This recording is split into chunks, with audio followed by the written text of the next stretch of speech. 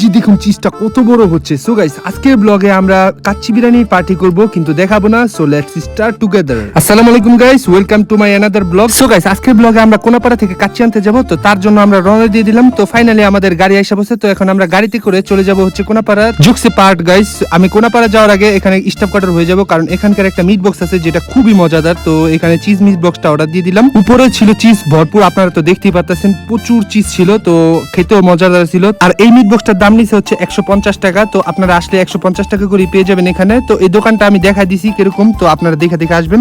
আর এদিকে ফাইনালি আমরা কোনাপাড়া আসলাম, এই দোকানটা আসলাম, কিন্তু এই দোকানে কোনো কাচ্চি বিরিয়ানি নাই। তাই আমরা আরেকটা ভালো রেস্টুরেন্টে চলে গেলাম। আর এই রেস্টুরেন্টে আমার বন্ধু রেকমেন্ড করছিল, আর এটা হচ্ছে কোনাপাড়া রেস্টুরেন্ট। তো এই রেস্টুরেন্টের এই কাচ্চি বিরিয়ানিটা অর্ডার দিয়ে দিলাম। আমরা 10 প্যাকেট নিব, তো 10 প্যাকেটের দাম আসছিল প্রায় 2600 টাকা, 260 টাকা করে প্লেট ছিল। আর এদিকে আমরা বিরিয়ানি কিনে বাসায় এসেছিলাম, তখন এই হুন্ডারটা দেখে অনেক ভালো লাগছে। আজকে ব্লগটা পর্যন্ত, ততক্ষণ পর্যন্ত আল্লাহ হাফেজ।